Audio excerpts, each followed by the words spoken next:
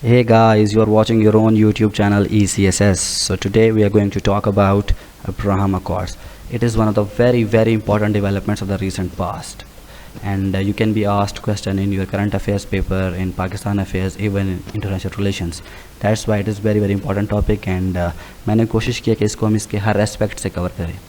Okay, so what we are going to study today, we're gonna start with introduction, then we're gonna talk about the main points of the deal or the accords, then we're gonna talk about the reasons कि क्यों countries ने ये accords sign किए, then we're gonna talk about the implications and the consequences.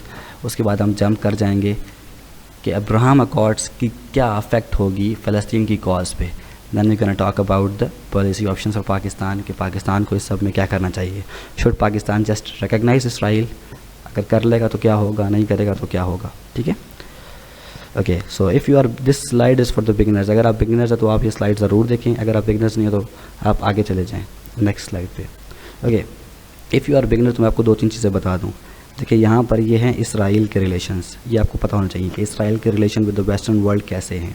Western world से मेरा मतलब है USA, UK और ऑस्ट्रेलिया, इस तरह के बाकी सारे वेस्टर्न कंट्रीज़. ठीक है, इनके रिलेशंस इसराइल के साथ कैसे हैं. तो दे हैव गुड, मैं आपको बता दूं, they have good trade relations, they have good diplomatic ties. ठीक है, ट्रेड रिलेशंस इनके बहुत अच्छे हैं, इनके डिप्लोमेटिक टाइज बहुत अच्छे हैं. Point number 1. Point number 2, Israel जो कुछ भी फ़लस्तीनियों के साथ कर रहा है वहाँ पे उनके ह्यूमन राइट्स को अब्यूज़ कर रहा है, उनके राइट्स को वायलेट कर रहा है. जो उनकी टेरिटरी है उसको एनेक्स कर रहा है, ज़बरदस्ती उनकी टेरिटरी पे अपने घर बना रहा है, सेटलमेंट्स कर रहा है. उसके बावजूद जो वेस्टर्न कंट्रीज़ हैं वो इसराइल को एक independent sovereign state, what does it mean, it means कि वो इसराइल को एक आज़ाद ख़ुद मुख्तार रियासत तस्लीम करते हैं, रिकग्नाइज़ करते हैं. ठीक है. तीसरा, इस वेस्टर्न कंट्रीज़ जो हैं, जो वेस्टर्न वर्ल्ड है, इनका इसराइल के साथ डिफेंस टाइज़ भी बहुत अच्छे हैं. ठीक है, डिफेंस टाइज़ का मतलब है कि जो लेटेस्ट या सोफिस्टिकेटेड टेक्नोलॉजी है वेपन्स में, आर्म्स में, वो भी वेस्टर्न वर्ल्ड जो है वो इसराइल को सेल करता है. फॉर एग्जांपल USA के जो अभी सबसे लेटेस्ट फाइटर जेट्स हैं वो हैं F-35, वो भी US ने इसराइल को सेल कर दिए हैं. तकरीबन 50 फाइटर जेट्स इसराइल को US बेचेगा. ठीक है. सो इससे आप अंदाज़ा लगा सकते हो कि कितने अच्छे रिलेशंस हैं वेस्ट के इसराइल के साथ, बावजूद इसके कि जो कुछ वो फ़लस्तीनियों के साथ कर रहे हैं. नंबर 1. नंबर 2, अब इसराइल के रिलेशंस मुस्लिम वर्ल्ड के साथ कैसे हैं वो मैं आपको बता दूं, वो बिल्कुल सही नहीं है. क्यों? फ़लस्तीन की वजह से. अगेन, ह्यूमन राइट्स अब्यूज़ कर रहा है वहाँ पे, फ़लस्तीन की टेरिटरी को एनेक्स कर रहा है. इन सब वजूहात की वजह से मुस्लिम वर्ल्ड के रिलेशंस इसराइल के साथ अच्छे नहीं हैं. Point number 1. Point number 2, unlike western world, Muslim world ने इसराइल को रिकग्नाइज़ नहीं किया हुआ. वो इसराइल को एक इंडिपेंडेंट सोवेरेन स्टेट रिकग्नाइज़ नहीं करते इस वजह से. ठीक है, ये फ़लस्तीन की वजह से. नंबर 3, जब एक इंडिपेंडेंट सोवेरेन स्टेट ही रिकग्नाइज़ नहीं करेंगे तो ट्रेड रिलेशंस होंगे? बिल्कुल नहीं होंगे. डिप्लोमेटिक टाइज़ होंगे? बिल्कुल नहीं होंगे. ठीक है. सो मोस्टली मुस्लिम वर्ल्ड है, इनके इसराइल के साथ ना ट्रेड रिलेशंस हैं ना डिप्लोमेटिक टाइज़ हैं. ठीक है, और वो इसराइल को एक इंडिपेंडेंट सोवेरेन स्टेट भी एक्सेप्ट या रिकग्नाइज़ नहीं करते. Now let's talk about the next thing that is, अच्छा इसमें एक और चीज़ आपने याद रखनी है कि कुछ मुस्लिम कंट्रीज़ हैं जिन्होंने इसराइल को रिकग्नाइज़ किया हुआ है. फॉर एग्ज़ाम्पल तुर्की, फॉर एग्ज़ाम्पल इजिप्ट, इन्होंने इसराइल को एक इंडिपेंडेंट सोवेरेन स्टेट रिकग्नाइज़ किया हुआ है और इनके ट्रेड रिलेशंस भी हैं इसराइल के साथ. लेकिन अगर आप ओवरऑल देखो तो इसराइल को एक डिप्लोमेटिक इनसिक्योरिटी है या डिप्लोमेटिक आइसोलेशन है when it comes to Muslim world. Diplomatic isolation है इसराइल को मुस्लिम वर्ल्ड से, वो इसराइल को एक मुल्क ही नहीं मानते हैं. ठीक है. उसके अलावा एक और पॉइंट मैं आपको क्लियर करा देना चाहता हूँ यहाँ पर कि कुछ राइटर्स लिख रहे हैं कि ये जो अब्राहम अकॉर्ड्स हैं ये एक पीस डील है. तो मैं आपको बता दूँ, it is not a peace deal. ये पीस डील नहीं है. पीस डील होती है वॉरिंग पार्टीज़ के बीच में. किन के बीच में? वॉरिंग पार्टीज़ जो आपस में जंग लड़ रही हों या लड़ी हुई हों. यहाँ पर जिनके माबैन ये अकॉर्ड साइन किए गए हैं वो हैं UAE प्लस बहरीन एक तरफ हैं, दूसरी साइड पे आपके पास है इसराइल. इन्होंने कभी भी आपस में जंग नहीं की है. ठीक है. So it is not a peace deal. Peace deal से आपके पास जंग बंदी होती है, याद रखनी ये चीज़. पीस डील से आपके पास जंग बंदी होती है. ठीक है. जैसे आपके पास ट्रीटी ऑफ वर्सेलेस थी, जिसके नतीजे में क्या हुआ, वर्ल्ड वॉर 1 ख़त्म हो गई। सब CSS के पेपर में अगर आपसे पूछा जाता है तो आप लिखोगे कि नहीं, it is not a peace deal. ठीक है। लास्टली मैं आपको एक अच्छी बात समझाना चाहता हूँ, ये बड़े फ़ायदे की बात है, आपको काम आएगी आगे भी। देखिए, CSS के पेपर में या किसी भी कम्पिटिटिव एग्ज़ाम के पेपर में आपने हमेशा जो आपका स्टेट का नैरेटिव होगा ना, आपने उस अपनी जो भी आपकी व्यूज़ होगी उसके साथ अलाइन करना है, उसको टो करना है। अभी स्टेट का नैरेटिव फॉर इंस्टेंस कश्मीर के लिहाज से क्या है कि कश्मीर एक मुस्लिम मेजॉरिटी एरिया है, वहाँ पर उसको इंडिया ने एनेक्स किया हुआ है। ठीक है। ये हम किसकी बात कर रहे हैं, जो इंडिया ने, जो मकबूजा कश्मीर, हम उसकी बात कर रहे हैं। तो मकबूजा कश्मीर एक मुस्लिम मेजॉरिटी एरिया है जिसको इंडिया ने एनेक्स किया हुआ है। वहाँ पर कश्मीरी अपने फ्रीडम के लिए लड़ रहे हैं और वो फ्रीडम फाइटर्स हैं। ठीक है, दे आर फ्रीडम फाइटर्स। अब आपने अक्सर डॉन न्यूज़ पढ़ी होगी, वहाँ पे कोई अगर कश्मीर रिलेटेड न्यूज़ आए तो मोर ऑफन देन नॉट वो क्या लिखते हैं, वो लिखते हैं कि Kashmiri militants did this, Kashmiri militants did that, etcetera etcetera. लेकिन स्टेट का नैरेटिव क्या है कि वो एक फ्रीडम फाइटर हैं। तो आपने ये चीज़ याद रखनी है कि कश्मीरी जो हैं वो फ्रीडम फाइटर्स हैं, कश्मीरी जो हैं वो मिलिटेंट्स नहीं हैं। ठीक है। और CSS के पेपर में आपने स्टेट का नैरेटिव जो है उसको आपने लिखना है। सही है। यहाँ पे डिफरेंस होता है मिलिटेंट्स में, टेररिस्ट्स में, फ्रीडम फाइटर्स में। अब उस पर मैं एक सेपरेट वीडियो बनाऊंगा, अभी वो टॉपिक नहीं है, लेकिन for the timing you should remember कि आपको पता होना चाहिए कि किस पार्टी को मैंने क्या लिखना है, कौन से मिलिटेंट्स हैं, कौन से टेररिस्ट्स हैं और कौन आपके फ्रीडम फाइटर्स हैं। आई होप आपको ये बात समझ आ गई होगी। अब हम चलते हैं आगे। अब हम बात कर रहे थे अब्राहम अकॉर्ड्स की। अब्राहम अकॉर्ड्स बेसिकली साइन किए गए हैं UAE प्लस बहरीन के, और दूसरी तरफ आपके पास इसराइल है। ठीक है। तो यहाँ पर बहुत ज़रूरी है कि हम इन मैप्स को समझ लें पहले। सी दिस इज़, ये जो वाइट में है ना, दिस होल एरिया इज़, पूरा का पूरा एरिया जो है ये इसराइल है। ठीक है। और ये जो येलोइश एरिया है ना, ये सारा आपका क्या है, ये फ़लस्तीन है। ठीक है। ये the area in white is Israel, ये जो येलो में एरिया है ये सारा आपका फ़लस्तीन है। ठीक है। अब हम बात करते हैं नेबर्स की कि नेबर कौन है यहाँ पर इनके। इस तरफ आप देखो तो इसराइल का नेबर है जॉर्डन, इस तरफ देखोगे सीरिया है, यहाँ पे बिल्कुल इनके नीचे इधर आपके पास सऊदी अरेबिया है, यहाँ पर नीचे इस तरफ आपके पास इजिप्ट है। तो आप देख रहे हो इसराइल हर तरफ से मुस्लिम ममालिक से घिरा हुआ है।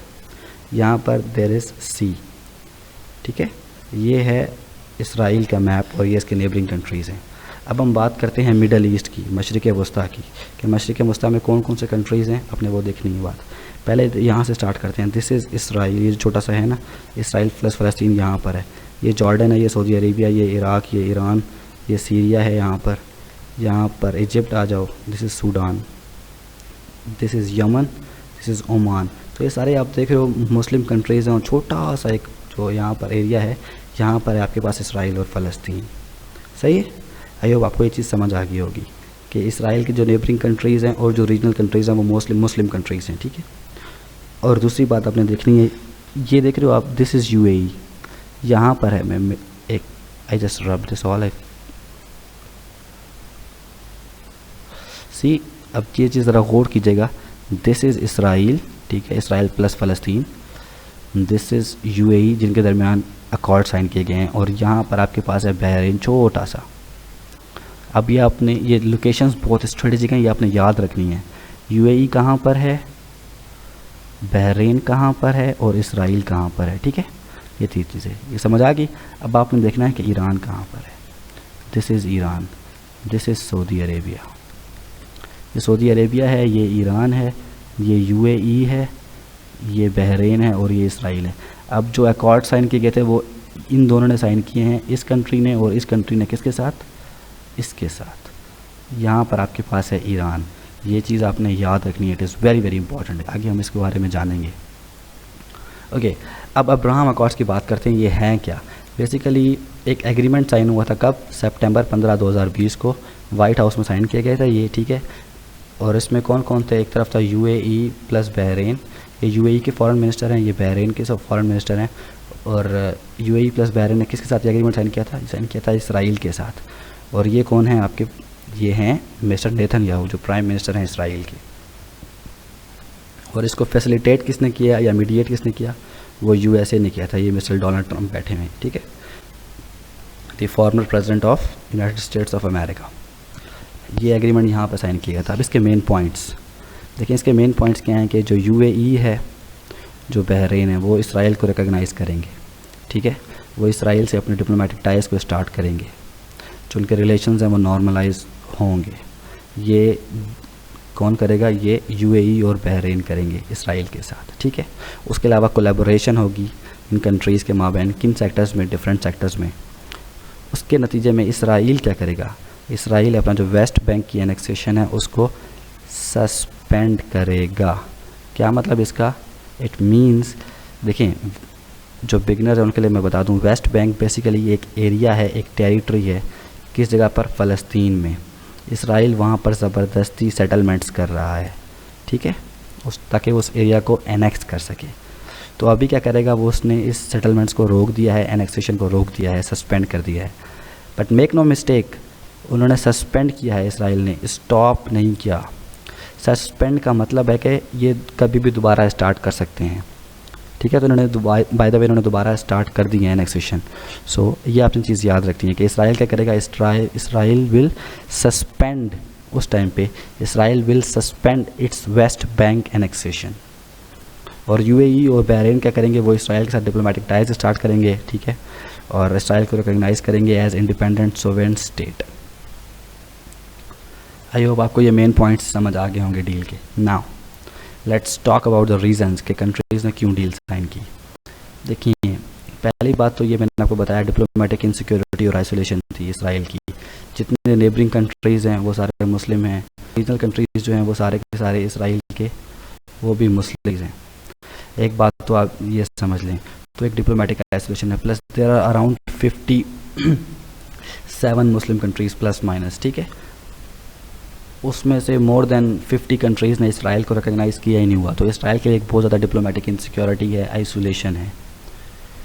सो इस ये वजह थी कि इसराइल की कोई मुस्लिम कंट्री इसराइल को रिकॉग्नाइज़ करेगा तो इसराइल उसकी तरफ जाएगा। एक बहुत बड़ी डेवलपमेंट होगी इसराइल की।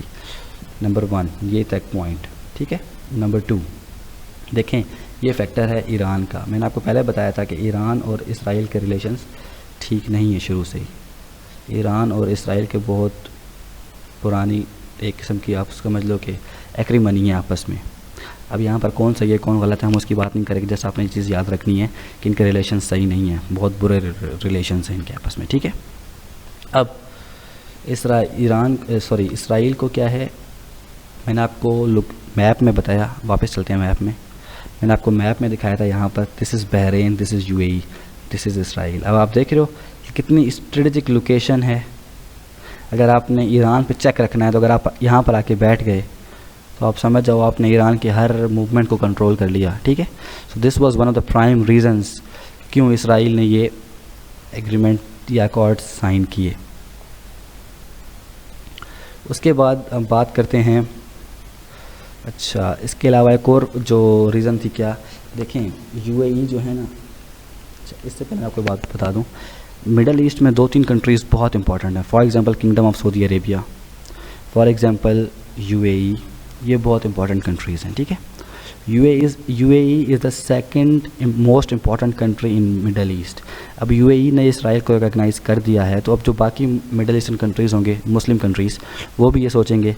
लेबनान भी इसी तरफ जा रहा है, ठीक है। सूडान ने अर्ली 21 में जो है ना, जनवरी में इसराइल को रिकॉग्नाइज़ कर लिया था, सही है। सो ये एक डिप्लोमेटिक बहुत बड़ी विक्ट्री है इसराइल के लिए।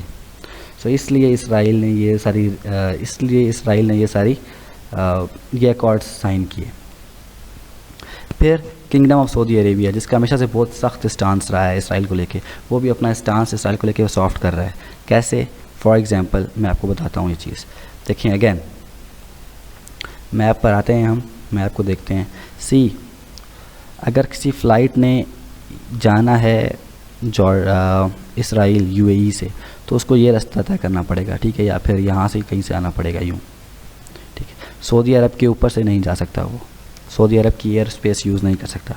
क्यों? सऊदी अरब ने ब्लॉक किया हुआ था, ब्लॉकेज थी वो, कि कोई भी जो प्लेन है जो इसराइल की तरफ जा रहा होगा या वहाँ से आ रहा होगा, वो हमारी जो एयर स्पेस है उसको यूज़ नहीं कर सकता। लेकिन जब ये अकॉर्ड्स साइन हुए उसके बाद सऊदी अरब ने अलाउ कर दिया प्लेन्स को कि वो हमारी एयर स्पेस यूज़ कर सकते हैं इसराइल की तरफ जाने के लिए, इसराइल की तरफ से आने के लिए। सो एक आप देख रहे हो कि स्टांस जो है वो सॉफ्ट हो रहा है कंट्रीज़ का इसराइल को लेकर। So again it is a major development for Israel. उसके अलावा ये मैंने कोटेशन लिखी है, ये आप इसको पढ़ लीजिएगा, ये आपको समझ आ जाएगी कि KSA के स्टांस के लिहाज से कि USA क्या सोच रहा है KSA क्या सोच रहा है इसराइल को लेके। सो these were all the reasons why Israel signed this accord. Now let's talk about UAE कि UAE ने क्यों साइन किया। अगेन मैं आपको बता दूं, ईरान वर्सेस KSA ये एक बहुत बड़ा इशू है हमारे मुस्लिम उम्मा का। ये आप सबको पता होगा कि हमारे सुन्नी भाई शिया भाई किस तरह किस मुश्किलों में उलझे हुए हैं। यहाँ पे किसकी गलती है क्या कुछ है उसके बारे में हम बात नहीं कर रहे बस, लेकिन एक फैक्ट है कि एक तरफ राइवलरी में हमारी तरफ, इस राइवलरी में एक तरफ आपके पास किंगडम ऑफ सऊदी अरेबिया है, दूसरी तरफ ईरान है, ठीक है। इसी तरह एक और ईरान वर्सेस इसराइल भी है। मैंने आपको पहले बताया था कि इनके रिलेशंस भी बहुत ख़राब हैं। अब UAE शुरू से ही एंटी ईरान ब्लॉक में रहा है, दैट इज़ KSA के साथ रहा है, ठीक है। अब UAE जो है उसका जो एनिमी है वो ईरान है, इसराइल का जो एनिमी है कह लो वो भी ईरान है, तो ऑटोमेटिकली एक नेचुरल फ्रेंड्स बनते हैं ये। अब मैं ये फ्रेंड्स उस सेंस में फ्रेंड नहीं कह रहा हूँ जिसको आप समझो, एक किस्म पर मैं कह रहा हूँ कि ये एलाइज बनते हैं, ठीक है। So this was the reason, one of the reasons why UAE ने ये अकॉर्ड साइन किए, ठीक है। दूसरा, अभी रिसेंट पास्ट में तुर्की और UAE के रिलेशंस भी थोड़े ख़राब होना शुरू हुए थे, तो एक सिक्योरिटी का उनको डायलेमा है, सिक्योरिटी का इशू है UAE को, इस वजह से उन्होंने ये अकॉर्ड साइन किए थे। तीसरी बात, UAE की बात करें तो UAE जो है उसकी इकॉनमी बहुत बूम कर रही है, डिफरेंट इन्वेस्टर्स प्रेफर करते हैं UAE में इन्वेस्ट करने को। अब इसराइल जो है वो पूरे मिडल ईस्ट में सबसे टेक्नोलॉजिकल एडवांस कंट्री है, उसकी टेक्नोलॉजी, उसके पास जो वेपन्स हैं वो बहुत सोफिस्टिकेटेड हैं, एक्सेट्रा एक्सेट्रा। अब क्या होगा, अब इसराइली यहाँ पर आएंगे, इन्वेस्ट करेंगे, तो UAE की इकॉनमी क्या करेगी, वो बूम करेगी, ठीक है। UAE की इकॉनमी बढ़ेगी, उसके नतीजे में क्या होगा, जब ट्रेड वगैरह होगा तो UAE की इकॉनमी बढ़ेगी, तो इवेंचुअली क्या होगा, जो उसकी से है इंटरनेशनल अरीना में वो बढ़ेगी, ठीक है। ये बात आपने याद रखनी है, जिस कंट्री की इकॉनमी स्ट्रांग होती है उसका ऑटोमेटिकली इन्फ्लुएंस बढ़ जाता है इंटरनेशनल अरीना में। फॉर एग्जांपल हम बात करते हैं इंडिया की, इंडिया ने कश्मीर में जो कुछ किया उसके बावजूद, फॉर एग्जांपल सितंबर 5 उन्होंने जो कश्मीर का स्पेशल स्टेटस था उसको रिवोक कर दिया, उसके बावजूद किसी कंट्री ने कोई ख़ास स्टांस नहीं लिया, बी इट फ्रांस और UK और जर्मनी और एनी अदर कंट्री, ठीक है। क्यों, स्ट्रॉन्ग इकॉनमी, ठीक है, दिस इज़ द रीज़न। तो UAE की भी इकॉनमी जो है वो स्ट्रांग हो जाएगी जब इसराइली यहाँ पर आके इन्वेस्ट करेंगे, ये एक बिज़नेस हब बन जाएगा मिडल ईस्ट के लिए। तो ये भी एक रीज़न है UAE ने क्यों इस अकॉर्ड्स को साइन किया है। उसके अलावा एक और बात मैं आपको बता दूँ, एक और पर्सपेक्टिव इसका क्या है, वो है यमन की वॉर। अगर आप बिगिनर आपको नहीं पता तो मैं सिर्फ आपके इतना बता दूं कि यमन में चल रही है एक सिविल वॉर, जिसमें एक तरफ है गवर्नमेंट, दूसरी तरफ है हूती रेबल्स, ठीक है। गवर्नमेंट, इसके साथ कौन कौन है, KSA UAE plus KSA UAE, तो इसके साथ जंग कर रहे हैं, लेकिन इनको जो वेपन्स हैं वो कौन प्रोवाइड कर रहा है, USA। इसको वेपन्स USA प्रोवाइड कर रहा था टिल मिस्टर डोनाल्ड ट्रम्प, जब तक डोनाल्ड ट्रम्प साहब थे तब तक, ठीक है। और हूती रेबल्स को कौन सपोर्ट कर रहा है, कोवर्टली ही सही, लेकिन इनको ईरान सपोर्ट कर रहा है, फाइनेंशियली भी और वेपन्स भी यही ईरान ही सपोर्ट कर रहा है। सो अब असल में हुआ क्या है कि यमन में जब वॉर हुई है तो KSA ने कुछ जगहों पर ऐसे अटैक्स किए हैं, जैसे स्कूल की बस पे अटैक किए हैं, बहुत से बच्चे मारे गए हैं, शहीद हुए या जाँ बाक हुए, हलाक हुए हैं। तो जो डेमोक्रेट्स हैं, जैसे जो बाइडन जब वो इलेक्शन कैंपेन कर रहे थे अपनी, तो उन्होंने कहा था कि जब मैं प्रेसिडेंट बनूंगा, मैं जो USA की इन्वॉल्वमेंट है इस यमन की वॉर में उसको रोकूंगा। कैसे, मैं आम एम्बार्गो लगा दूंगा KSA और UAE पे, ताकि हम उनको आर्म्स ना सेल कर सकें, आर्म्स ना बेच सकें, क्योंकि वही आर्म्स यूज़ हो रहे हैं यमन की वॉर में, और उससे इवेंचुअली क्या हो रहा है, बहुत से बच्चे, ख़वातीन, बूढ़े और नॉन कम्बेटेंट्स बेचारे वफ़ात पा रहे हैं या हलाक हो रहे हैं। और जो बाइडन साहब जो थे, ये इन्होंने अपनी इलेक्शन कैंपेन में UAE और KSA को बहुत ज़्यादा क्रिटिसाइज़ किया था, हैवीली क्रिटिसाइज़ किया था, ठीक है। सो ये भी एक रीज़न है कि यूएई ने क्यों इसराइल को रिकॉग्नाइज़ किया है, क्योंकि वो चाह रहा था कि वो इसराइल की जो एक स्ट्रॉन्ग लॉबी है यूएस में उसका इस्तेमाल करे और जो अपकमिंग प्रेसिडेंट हैं मिस्टर जो बाइडन उनके साथ रिलेशंस को मेंटेन कर सकें, बेहतर कर सकें। ठीक है, these were all the reasons Y UAE signed these accords. अब हम बात करते हैं यूनाइटेड स्टेट्स ऑफ अमेरिका की कि यूएस क्यों इंटरेस्टेड था। एक देखिए, मैंने आपको बताया मिडल ईस्ट में, मैंने आपको एक चीज़ बताई कि मिडल ईस्ट में एंटी ईरान ब्लॉक है। ठीक है, एक तरफ आपके पास KSA है, यूएई है, और एक तरफ इसराइल है, और इन सब के रिलेशंस किसके साथ ख़राब हैं? ईरान के साथ। ठीक है, लेकिन इनके रिलेशंस इसराइल के साथ भी सही नहीं थे। लेकिन यूएसए की हमेशा से पॉलिसी रही है कि हम किसी तरह ना इन कंट्रीज़ को क्लोज़ कर लें, आपस में क्लोज़ कर दें, ये इनको अलाइज बना दें, किंगडम ऑफ सऊदी अरेबिया को, यूएई को इसराइल के साथ अलाई बना दें, ताकि जो हमारा इन्फ्लुएंस रीजन में वो बढ़ जाए। यूएस के इंटरेस्ट को भी फ़ायदा होगा इससे, यूएस का इंटरेस्ट भी महफूज रहेगा, और यूएस की जो इन्फ्लुएंस है रीजन में वो भी बढ़ जाएगा कि 3 की अलाइज जो हैं वो इकट्ठे हो गए हैं। ठीक है, सो एक लॉन्ग स्टैंडिंग पॉलिसी रही है यूएस की। दूसरा, कंटेनमेंट ऑफ ईरान। जब ये कंट्रीज़ क्लोज हो जाएंगे तो ऑटोमेटिकली ईरान का इन्फ्लुएंस है उसको कम कर पाओगे। ठीक है, so this was the reason why US was interested. ये तो पॉइंट नंबर 1 था। Point number 2, elections. देखें, ट्रंप ने कोविड-19 का जो सिचुएशन थी उसको बहुत बुरी तरह मिस हैंडल किया था। ठीक है, लाखों लोग मारे गए जिसके नतीजे में, आप गूगल कर सकते हैं, आपको नंबर मिल जाएगा एग्जैक्ट। तो कोविड-19 को बहुत बुरी तरह मिस्टर ट्रंप ने हैंडल किया था, तो उनकी पॉपुलैरिटी बहुत अफेक्ट हुई थी उससे, और इलेक्शन कैंपेन में he had absolutely nothing to sell. ठीक है, लेकिन एक चीज़ है कि इसराइल के लिए हमदर्दी या जो इसराइल के रिलेशंस हैं यूएस के साथ वो बहुत अच्छे हैं। जो पीपल टू पीपल कांटेक्ट है वो भी इसराइल का है यूएस की आवाम के साथ वो बहुत बेहतर है। So US mister Donald Trump की एक ये भी वजह थी कि वो जाके इलेक्शन कैंपेन में कह सकते हैं कि हम इसराइल के लिए पीस लेकर आए हैं, इसराइल के जो सिक्योरिटी खदशात थे उसको हमने कम किए हैं, हम मिडल ईस्ट में पीस ले आए हैं, एक्सेट्रा एक्सेट्रा। तो he wanted to sell something election campaign के लिए भी। ठीक है, so these were all the reasons why US was interested. ये सारी रीजंस थी क्यों यूएस इंटरेस्टेड था। ठीक है, अब हम बात करते हैं इम्प्लीकेशंस की, कि इसके क्या इम्पैक्ट्स होंगे या क्या इम्प्लीकेशंस होंगी। पहले हम बात करते हैं इसराइल की। तो इसराइल के लिए इसकी 2 तरह की इम्प्लीकेशंस हैं, एक डोमेस्टिक फ्रंट पर है, ठीक है, एक है इंटरनेशनल फ्रंट पे। डोमेस्टिक फ्रंट पे क्या है? डोमेस्टिक फ्रंट पे बेसिकली आप देखो तो just like mister Donald Trump, Netanyahu की पॉपुलैरिटी भी बहुत कम हो गई थी। क्यों? कोविड-19 की को उन्होंने मिस हैंडल किया था, उसके अलावा उन पे और उनकी वाइफ पे बहुत बुरे या सवेयर किस्म के अदर करप्शन चार्जेस थे। अपार्ट फ्रॉम दैट उनकी पॉपुलैरिटी इतनी कम हो चुकी है कि 2020 और 2021 को मिला के 4 दफ़ा इलेक्शंस हुए हैं इसराइल में, और जो मिस्टर नेतन्याहू की पार्टी है लिकुड पार्टी, वो अभी तक मेजॉरिटी नहीं ले सकी इसराइल में।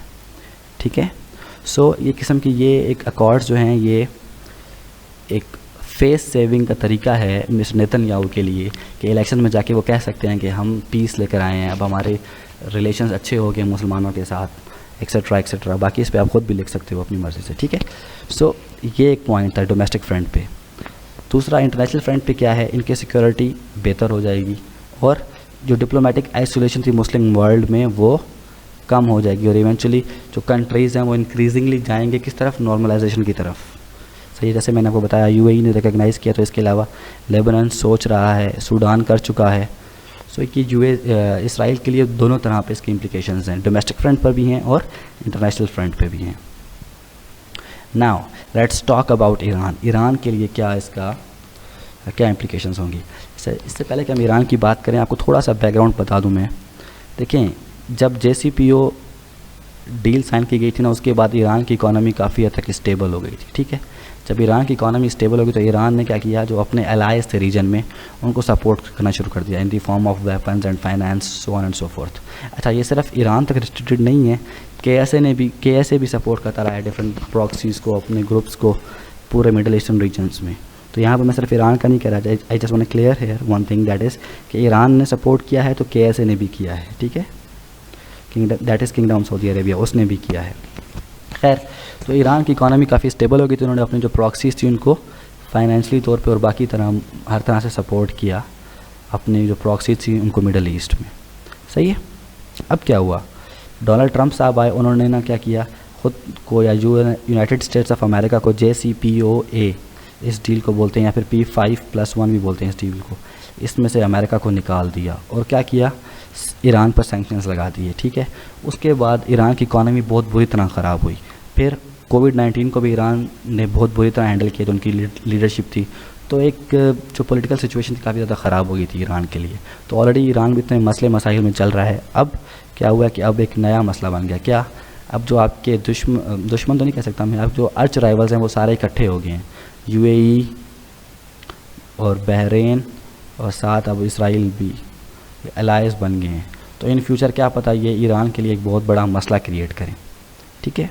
अब ये क्यों कह रहा हूँ मैं, इधर देखिए आप, यहाँ पर अगेन मैप में देखते हैं हम, सी ये है UAE, ठीक है, दिस इज़ बहरीन, ये यहाँ पर है बहरीन। ठीक है। अब कल को क्या पता कि अगर कोई इसराइल और बहरीन के दरमियान एक डिफेंस पैक्ट साइन हो जाए लेट्स से, तो इसराइल की आर्मी या फोर्सेज यहाँ पर आके बैठ जाएंगी, या फिर इसराइल और UAE के माबैन सॉल्व हो जाता है कोई एग्रीमेंट, तो यहाँ पर आके बैठ जाएंगे। जैसे फॉर एग्जांपल हमारा और चाइना का एक डिफेंस पैक्ट साइन हुआ है, चाइना हमारा पोर्ट यूज़ कर रहा है, कौन सा, गवादर। लाइकवाइज कल को क्या पता कि वो बहरीन में आके बैठ जाएँ इसराइल की फोर्स, या फिर UAE में आके बैठ जाए, तो डायरेक्ट एक एग्जिस्टेंशियल थ्रेट बन जाएगा ईरान के लिए ये चीज़ कि इसराइल इतना करीब आ गया हमारे। ठीक है। सो ये एक बहुत बड़ा इशू है या बहुत बड़ा मसला है ईरान के लिए। अच्छा, उसमें अब लास्ट चीज़ मैं आपको बताना चाहता हूँ कि इसमें बहरीन का रोल क्या होगा। देखें, ईरान के जो पार्लियामेंटेरियंस हैं वो बहरीन को पास्ट में अपना 14th प्रोविंस भी कह चुके हैं कि बहरीन जो है वो हमारा ही एक प्रोविंस है। 14th प्रोविंस भी बहरीन को बोल चुके हैं ईरान पास्ट में।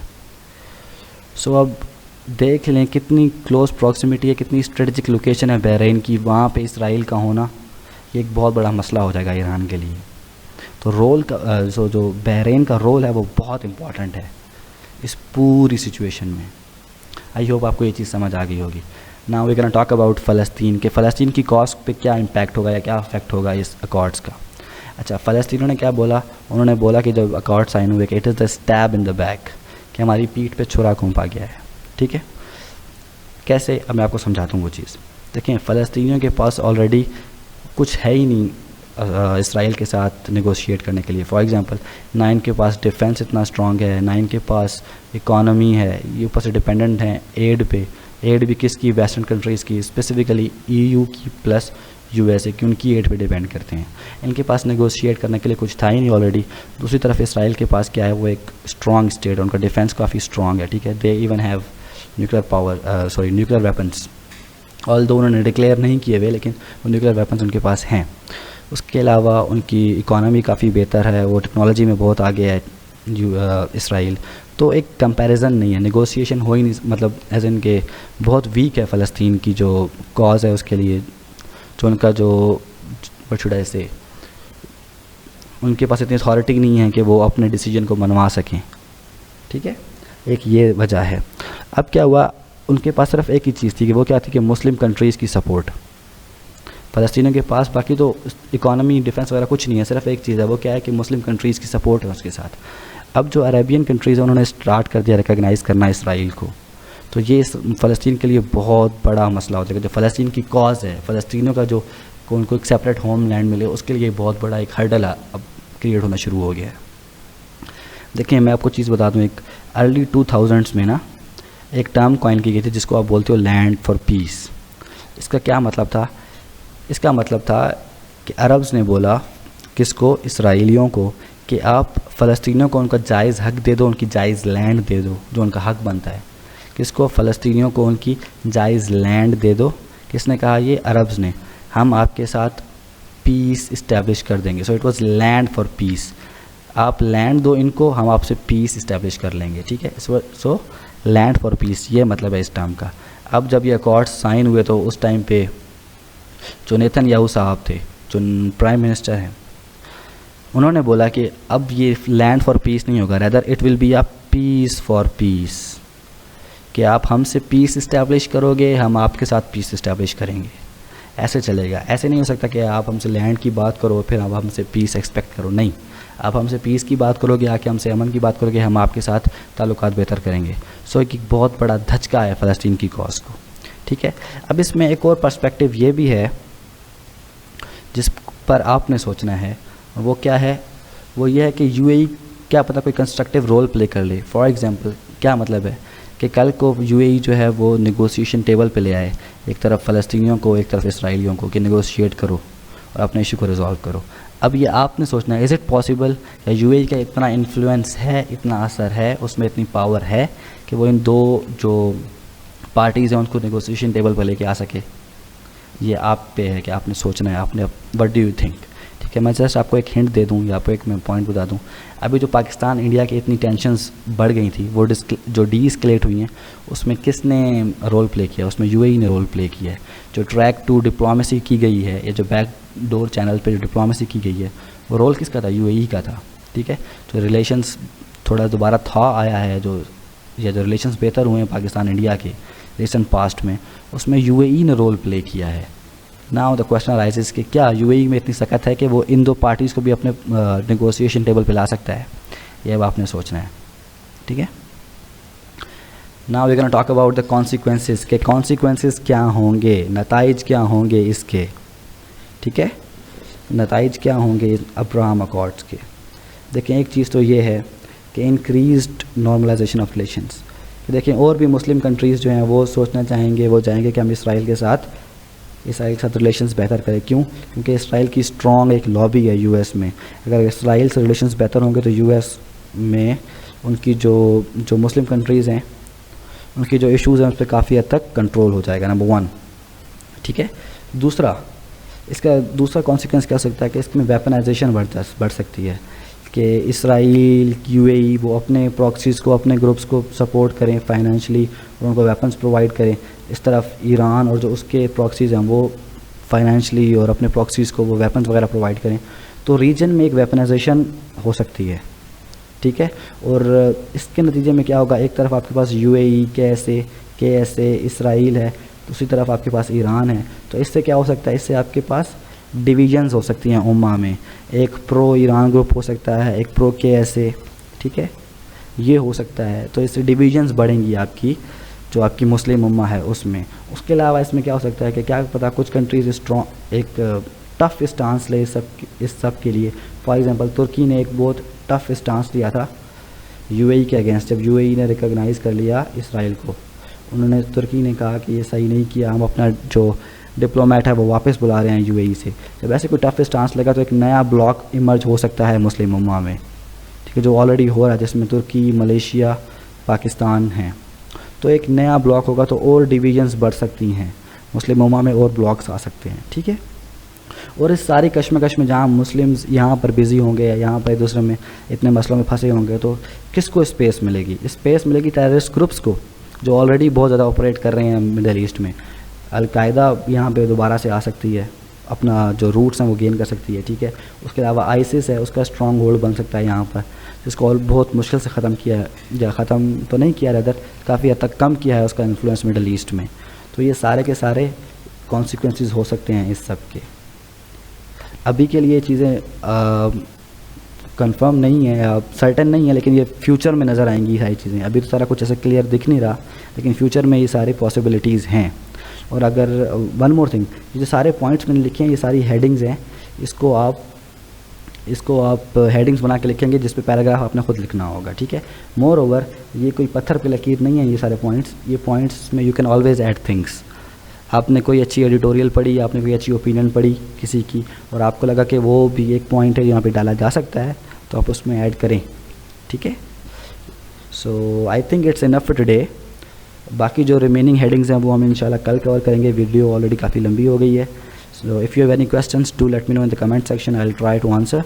And if you think it's worth sharing तो please share it with your friends. And कोई भी क्वेश्चन है, कुछ भी है, तो मुझसे ज़रूर पूछेगा, मुझसे कॉन्टैक्ट कीजिएगा मेरी ईमेल आईडी पे, कमेंट सेक्शन में। इंतज़ार रहेगा, नेक्स्ट वीडियो में मिलते हैं। तब तक के लिए अल्लाह हाफ़िज़, अल्लाह ने के मान।